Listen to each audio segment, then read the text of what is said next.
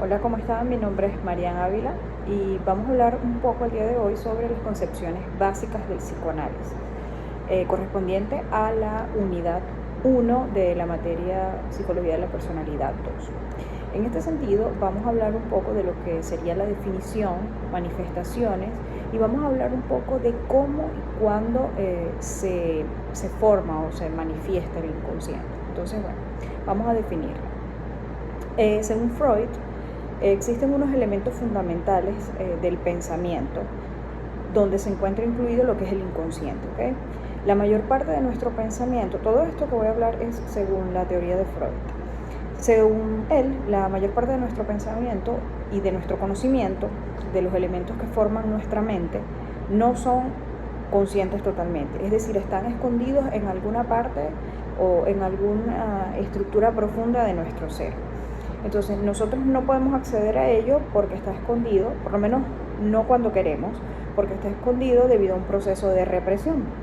Sin embargo, este inconsciente siempre tiende a salir de una u otra forma. Y por tanto, podemos decir que existen una serie de manifestaciones en las cuales el inconsciente puede decirnos qué es lo que está sucediendo en nuestro interior.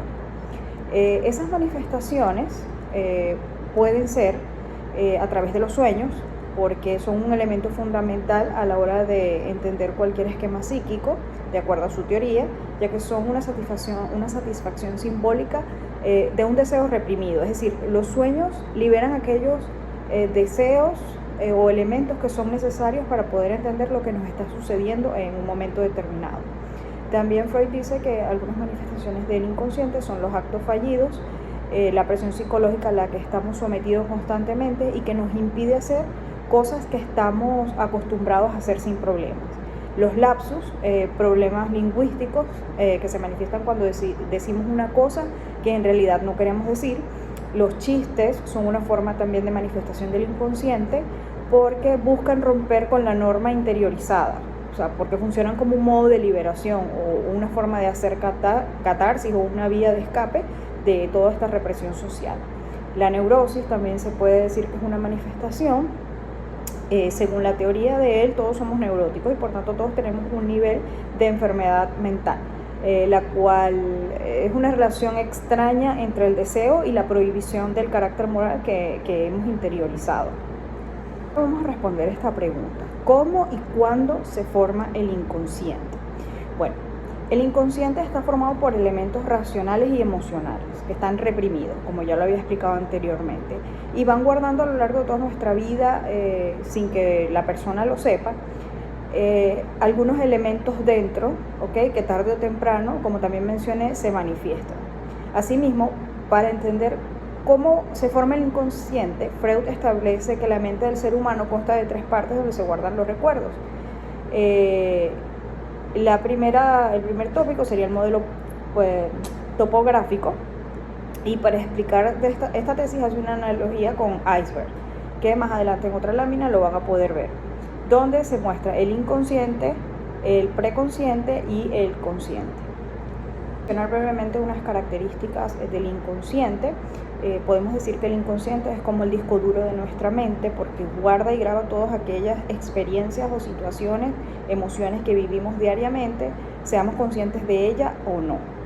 La información queda guardada en esa parte de nuestra mente, que en algunas ocasiones ante situaciones de peligro hace que este inconsciente se active y bueno, reaccionamos de forma digamos alarmante.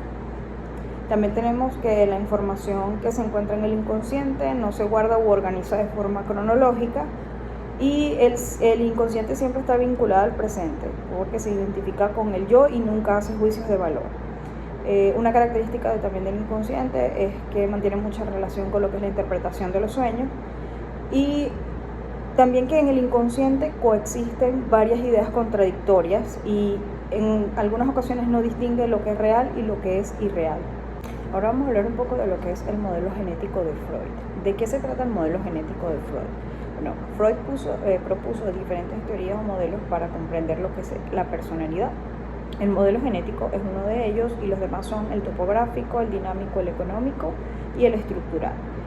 En concreto, el modelo genético hace hincapié en la búsqueda de gratificación con la estimulación de las diferentes zonas erógenas. Comprendería todo lo que es nuestro ciclo vital desde la infancia hasta la adultez. ¿Okay?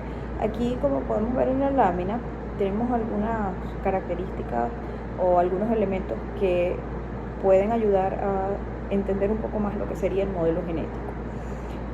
Es importante que aclaremos que según sea la gratificación, vamos a desarrollar distintos tipos de personalidad. Entonces, si hay frustración, será distinta si la gratificación es excesiva. De esta manera, cada ser humano será como un individuo muy particular para el psicoanálisis porque va a contar con un desarrollo distinto. ¿Okay? Entonces, bueno, tenemos las siguientes características. La primera característica es la búsqueda de la gratificación con la estimulación de las distintas zonas erógenas, que ya lo había comentado.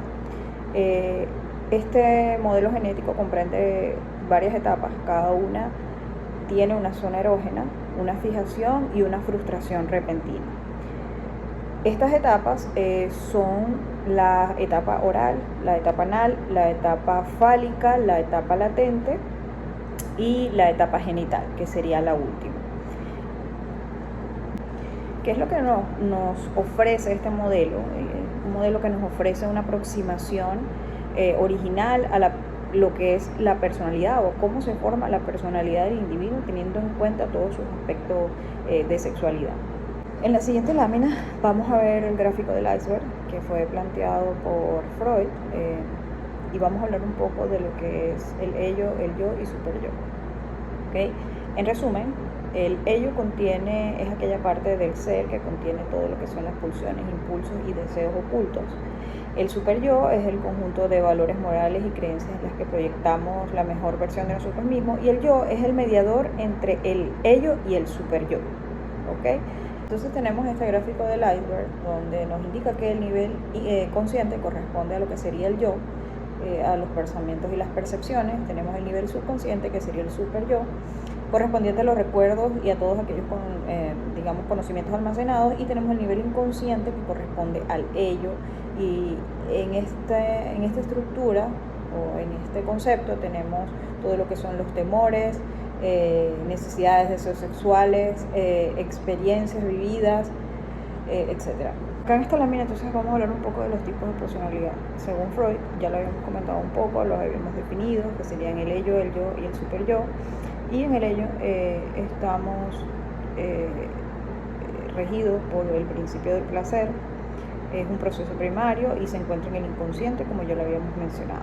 El yo se rige por el principio de la realidad, está en contacto con el mundo externo y sirve como mediador entre el ello y el superyo. Y el superyo se rige por el principio moral y representa todas las restricciones morales y los impulsos hacia la perfección, y es un tipo de personalidad que aparece después de que se desarrolla el complejo de Edipo. En la siguiente lámina tenemos entonces lo que sería la teoría del desarrollo psicosexual según Freud, y vamos a hablar un poco del carácter de las etapas. Entonces tenemos la etapa oral, que va del 0 al año, la etapa anal, que va de 1 año a 3 años, la etapa fálica, que va de 3 a 6 años, la de latencia de los 6 a 12 años, y la genital, que va de los 12 años en adelante. Entonces vamos a detenernos a explicar o a comentar algunas características de cada fase. Que vamos a comenzar hablando entonces de lo que sería la etapa oral. Por acá tenemos un cuadro que nos indica más o menos es la descripción, ¿no?, de cada etapa, pero en resumen, la etapa oral nos indica que la principal fuente del bebé incluye todo lo que son las actividades hacia la boca: succionar, morder, alimentar. Los bebés del 0 al año tienden a explorar mucho con lo que es la boca. Entonces a esto se refería la etapa oral de Sigmund Freud. Luego tenemos lo que es la etapa anal, que va desde el año hasta los 3 años, y es donde el niño deriva la gratificación de la retención y expulsión de las heces fecales. La zona de gratificación es en la región anal, y el entrenamiento de esfínteres es una actividad importante en esta etapa. Luego tenemos lo que es la etapa fálica, que va de los 3 a 6 años, aproximadamente, y es donde el niño se apega al padre del sexo opuesto, que es donde aparece lo que es el complejo de Edipo o el complejo de Electra. ¿Okay? Luego tenemos la etapa de latencia, que va de los 6 a los 11 años, y es el tiempo de calma relativa entre cada etapa,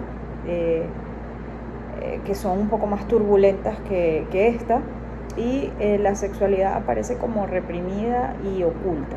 ¿Okay? Por eso lo describen como una etapa de calma. Tenemos lo que es la etapa genital, que va de los 12 años en adelante, y esta etapa lo que habla es como de un resurgimiento de los impulsos sexuales de la etapa fálica, donde se tienen como más conciencia y más conscientes y son canalizados hacia la sexualidad adulta, o sea, la sexualidad que ya está madura. El individuo busca un compañero de sexo opuesto, empiezan a sentir atracción por el sexo opuesto,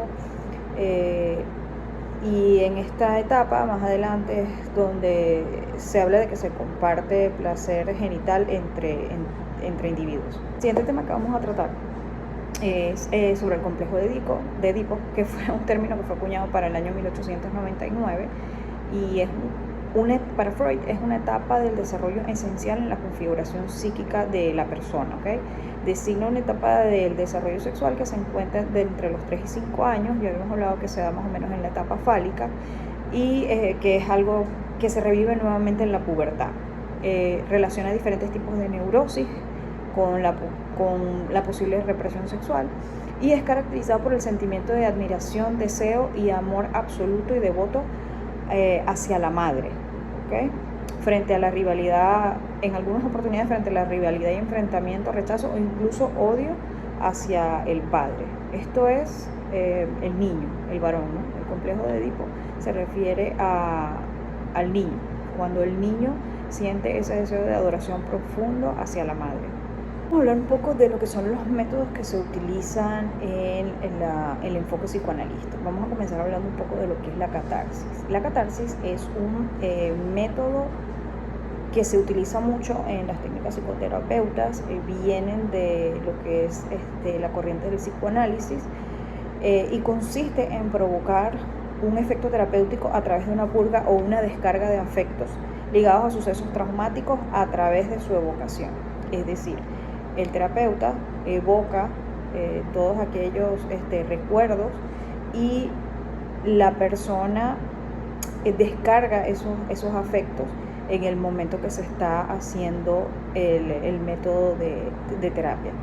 El método de asociación libre es una técnica también terapéutica propia del psicoanálisis, y se comenzó a utilizar cuando abandonó lo que es la hipnosis, que ya lo vamos a conversar ahorita, como medio para acceder al inconsciente. En ella se le pide al paciente que ignore cualquier censura y que exprese cualquier idea que se le ocurra, por insignificante que sea. Entonces allí van ocurriendo una serie de procesos y de asociaciones que el terapeuta va liderando para que la terapia funcione. Tenemos la técnica del análisis de los sueños.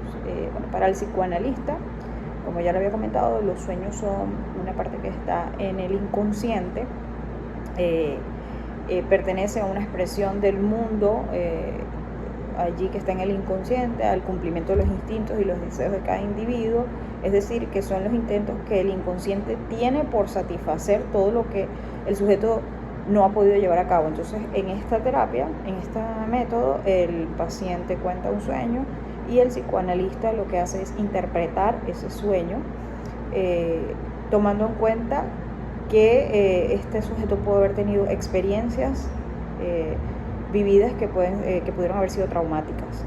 Luego tenemos, por último, el método de la hipnosis, y en este método, este fue un método consistente en la búsqueda de traumas psíquicos de los pacientes que acudían a las consultas bajo un estado hipnótico inducido. Es a través de anclajes, sugestiones, que el terapeuta pide al paciente que abandone sus síntomas o hábitos. O sea, la persona que va a realizar hipnosis tiene que estar muy bien preparada para lo que va a escuchar, porque por una parte la hipnosis es un estado en el que se modifica la conciencia, ¿no? Porque el hipnotizador o el terapeuta hace la sugestión, y también es una regresión, también hay que tomar en cuenta que es una regresión infantil provocada, que pone al sujeto en una situación bastante vulnerable o transferencial, donde entonces empieza a evocar recuerdos de su infancia y a partir de allí el psicoterapeuta o el psicoanalista entonces empieza a hacer sus análisis, ¿no? Sobre el estado de conciencia de la persona, sobre todo lo que le puede estar ocasionando los malestares que tiene en el presente, entre otras cosas. Entonces, bueno, esto sería todo por mi exposición. Espero que haya sido de su agrado y que haya sido de mucha utilidad. Muchas gracias.